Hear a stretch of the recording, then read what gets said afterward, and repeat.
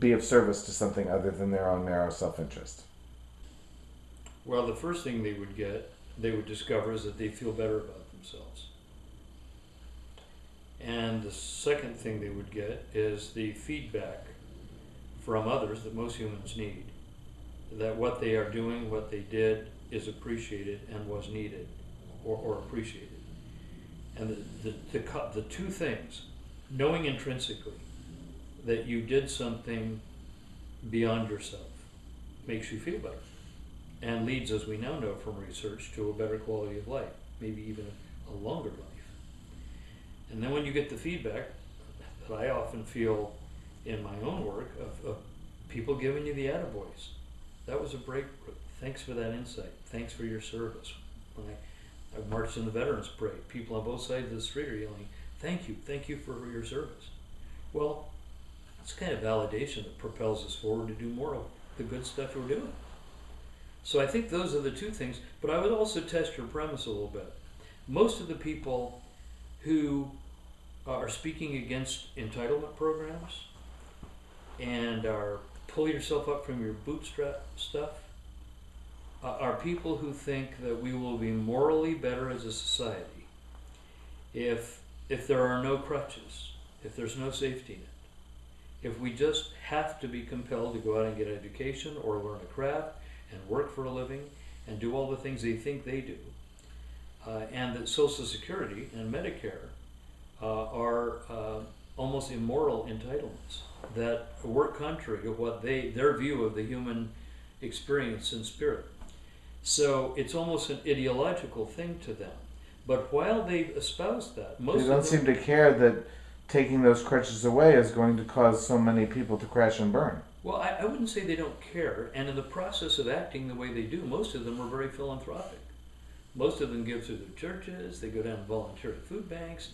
They do a lot of really good stuff because they think that's what hardworking, more affluent people ought to do for other people. They don't think government should do it.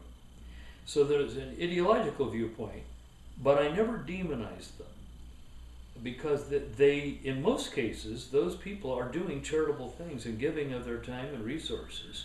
They just don't think the government ought to do it at all. And that's where they and I disagree. I don't think there's enough human philanthropy and enough attention to those who are less fortunate, and therefore that's government's major role. You know, they're supposed to defend the country, and they're supposed to take care of those who can't take care of themselves. Because every day, some of our compatriots are born in a condition where they will have to have that kind of care. Or we could euthanize them. We don't seem to think that's a moral thing to do. They'd rather let them sit there and suffer. Well, if you go to India, one of the reasons I don't is because it's quite possible to walk through every urban setting and see people just dying in the streets.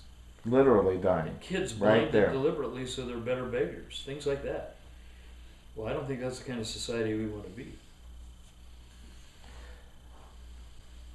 So let's say these two hypothetical people are attracted to what we're saying here. They'd say, they'd like to try before they buy. They'd like, you have been a servant for your whole life, certainly your whole adult life, and the list of causes would take me 15 minutes to read. What can you suggest as a relatively low commitment, a non-threatening first service project that might inspire them to further service? That would be pretty easy for me. It would. The best thing they could do is choose something that they know to be a human imperative, like eat, or fresh water, or a warm place to sleep in, and then go see to it that they make some contribution toward those who have none of those things. Right. Yeah. My suggestion to them is exactly that. I tell my children and grandchildren, the first 3 checks I write every month when I sit down to write my bills are to Sacramento Food Bank, Wellspring, and Loaves and Fishes. Because I cannot eat if I haven't first contributed to those who don't have a steady... Yeah. Absolutely. I have a friend who runs in a circle of people who do fine dining. This is a crowd who typically will pay $150 up per person for dinner A meal. a meal, and therefore feels absolutely compelled to volunteer at Loaves and Fishes a day a week. Because I eat high on the hog. I eat, refined pork belly and prosciutto. This person would be satisfied with a little piece of meatloaf and some mac and cheese. And I get to put that on their plate and help pay for it. So my advice to somebody is to get in touch with the human condition. First, recognize how fortunate you are and how grateful you ought to be. And then figure out what is the best manifestation of your gratitude for you. What is that? How is it, I've been fortunate enough that I can broaden that. So I'm very active in the arts, for instance. And some people would say, oh, because I'm hooked on ballet. I love dance of all kinds. And I want to make sure that dancers who are committing their entire young lives to dance get paid to do it. The ones that can dance professionally. So that's a little indulgence I allow myself over here. No one will claim that that's as crucial as eating. But on the other hand, I won't go into this in detail, but art is such an essential part of our human experience that I want to make sure it's preserved, even in an environment now where there's no arts education in the schools at all. I think that we need to go to something like what they're doing in Venezuela. I do too. Where they're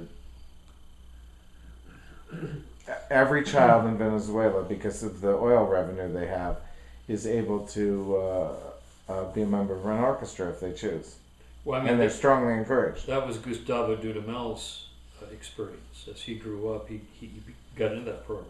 And they're finding that it improves their math scores Absolutely. and their reading scores and their history scores and all that stuff. Now that he's the head of the LA Philharmonic Orchestra, Right, I heard he's that. helped spawn 31 such groups here in America because Venezuela is doing it right. So anyway, the point is, it doesn't really matter what it is, no matter how esoteric.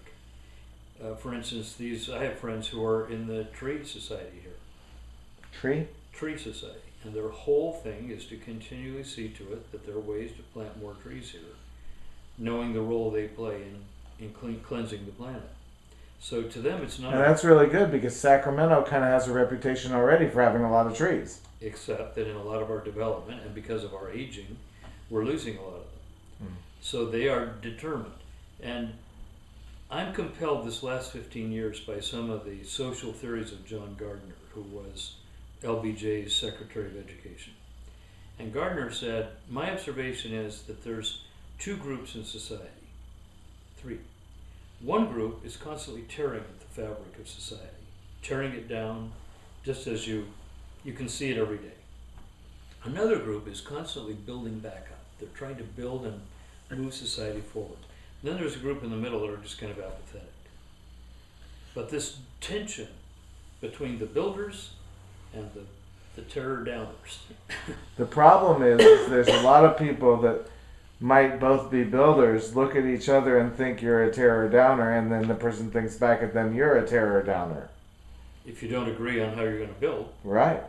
That's why in the American Leadership Forum and other things that I do, we're working more and more on collaborative models for developing alliances around consensus.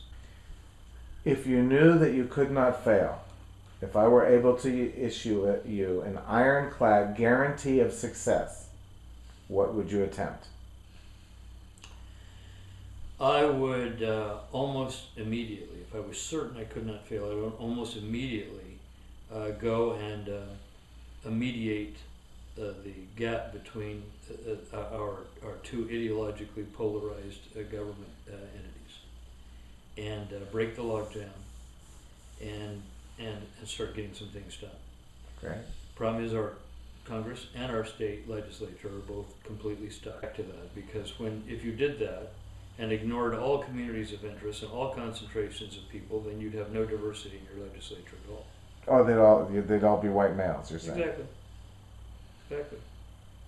Now what they have to do is keep communities of interest intact. And a perfect example is the 4th City Council District in Sacramento. They just redistricted, and they consolidated most of the anti-Prop 8 voters. Land Park, Curtis Park, downtown, and Midtown. So they made that one district. and labeled LGBT as a community of interest. Now, for the first time, that community of interest, a growing and burgeoning group in this community, has a shot at a council. You think they will? You think they'll get it? We have a candidate, and we will get it. Yeah. It won't be easy, and maybe not the first time, but we will get there. Okay. Because They're not a majority in that district yet. no, they never will be a majority. 6 Okay. to 10, remember? Okay. So they'll never be a majority. They will just be a significant community of interest who will fuel the candidate, and then that candidate will have to make his case because there won't be enough gay votes. If we're Latino, there wouldn't be enough Latino votes. Let's pretend for a moment that all 7 billion of us are going to watch this video. What would you say to us?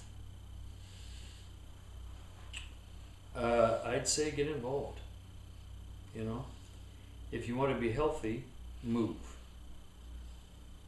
If you want to make a difference in society, then get involved in something. Doesn't Decide- matter so much what. Get beyond yourself.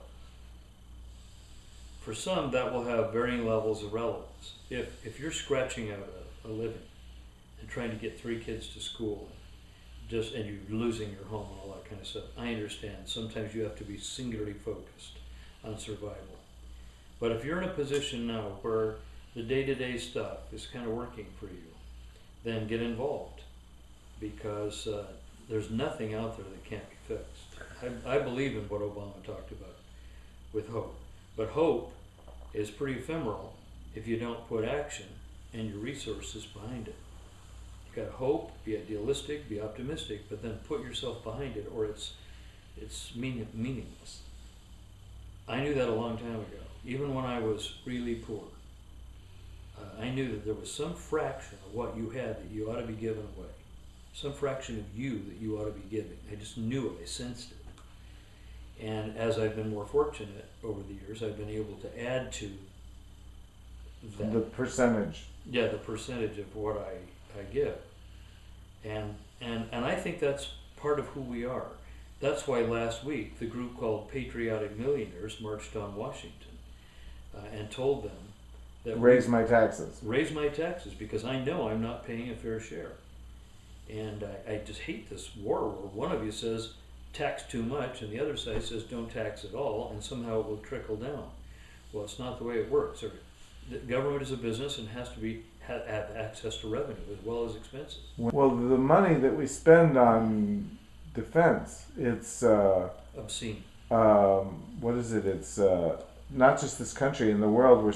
I think in 2009 we spent 1.6 trillion US dollars on military. Think what we could do with that money. The people that are not eating, and the people that don't enjoy access to fresh water, and the people that, well, blah, blah, blah, blah, that litany goes on forever. All that could be eradicated if that money were redirected.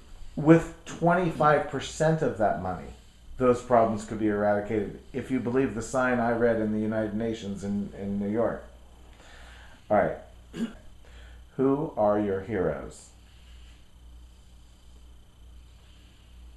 Let's see, gotta have an endless list of heroes. Roll off 5, 6, 10, whatever you want. Martin Luther King, Cesar Chavez, Mahatma Gandhi, the Dalai Lama. But those are just the luminaries. I mean, they're... If you have someone less famous, name them. Darrell Steinberg. Why? Darrell Steinberg is a person in public office who has a profound moral compass, and he has a strong compulsion to public service.